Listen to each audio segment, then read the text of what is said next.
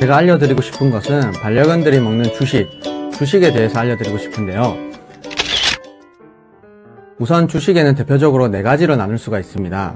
첫 번째는 생식, 자연식, 화식, 통틀어서 생식이라고 말을 하는데요. 이것에 대해서 알려드릴 거고, 두 번째는 동결건조 사료, 열 처리가 아닌 영하 30도 이상에서 동결건조시킨 사료들을 말하는 건데요. 두 번째는 이 동결건조 사료를 알려드릴 겁니다. 세 번째로는 습식 사료, 즉 우리가 알고 있는 캔 사료들을 말하는데요. 보통은 이거를 우리가 간식으로 알고 있는데 이게 바로 주식입니다. 네 번째가 흔히들 알고 있는 건사료, 따로는 키블 사료라고 말하는 이 사료에 대해서 알려드리도록 하겠습니다. 네, 그럼 각 주식별로 장단점에 대해서 제가 알려드릴 텐데요. 첫 번째, 자연식에 대해서 장단점을 알려드리도록 하겠습니다. 순수 영양소, 즉 양질의 단백질을 그대로 흡수할 수 있다는 장점이 있습니다. 자연에 있는 개들도 이 상태의 온전한 양질의 단백질을 먹고 있기 때문에 항상 건강하게 살아갈 수 있는 거고요. 단점은 무엇이냐면 보호자들이 영양학을 맞추기에 정보나 지식이나 이런 게 부족하다 보니까 영양 결핍이 올 수 있다는 단점이 있고요. 그 다음에는 아무래도 생식을 하다 보면은 이제 박테리아나 균에 대한 오염이 있을 수 있습니다.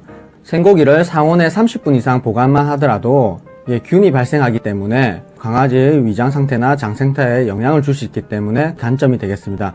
또한 우리나라에서는 큰 단점으로 볼 수 있는 이유가 고기 가격이 너무 비쌉니다. 그래서 이제 자연식이나 생식을 하기에는 보호자들의 부담이 너무 크다고 볼 수 있습니다. 네, 두 번째로는 동결건조 사료에 대한 장점을 알아보도록 하겠습니다. 동결건조는 열 처리를 하지 않았기 때문에 영양소 손실을 최소화하여서 생식에 가까운 영양분을 반려견한테 흡수시킬 수 있다는 장점이 있습니다. 하지만 이 동결건조에도 단점이 있겠죠. 단점이라고 하면 아직까지 동결건조의 사료는 가공 과정이나 동결건조 처리 과정에 있어서 이제 많은 비용이 소비되다 보니까 사료 가격이 월등하게 비싸다는 단점이 있습니다. 또한 물에 불려서 줘야 되는 동결건조 사료들이 대부분이기 때문에 보호자들이 조금 주시기에 까다로운 면이 있을 것 같습니다. 네, 세 번째로는 습식 사료인데요.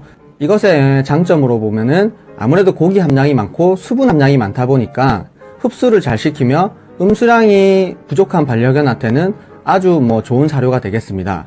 하지만 이 사료에도 단점은 있습니다. 단점이라고 한다면 가격이 아무래도 비싸다는 단점이 있고요. 이 가격은 키블 사료보다는 비싸다는 단점이 있습니다. 그 다음에는 습식이다 보니까 아무래도 씻고 삼키는 부분이 덜하기 때문에 치석에 생길 우려가 있다는 단점이 있을 수 있습니다. 네, 마지막 네 번째로는요. 보통 대부분이 급여하고 계시는 건사료, 즉 키블 사료입니다. 이 키블 사료, 건사료의 장점으로서는 급여가 용이하고 가격이 저렴하며 보관이 아주 편하다는 장점이 있습니다. 단점으로 말씀드린다면은 단점은 아무래도 영양소 손실이 많고 어떠한 이제 첨가물이 많다 보니까 보호자들이 어떤 사료가 좋은지 어떤 사료가 안 좋은지를 구분하기 어려운 면이 있습니다. 그런데 왜 보통은 건사료를 많이 급여하시는지 궁금해 하실 겁니다. 건사료를 많이 급여하는 이유는 이게 대중화가 되어 있고 가격이 싸다 보니까 모든 보호자들이 이 사료가 대표적인 주식으로 알고 있습니다. 하지만 생식, 동결건조 사료, 습식 사료, 건사료 이 4가지 중에서는 가장 낮은 단계의 사료가 건사료임을 알았으면 좋겠습니다.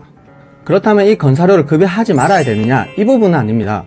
건사료를 급여하시되 건사료 중에서도 가장 좋은 사료, 최상의 사료, 품질이 좋은 사료, 제조 과정이 명확한 사료들을 급여하신다면 건강한 반려견을 키울 수 있을 거라 생각됩니다.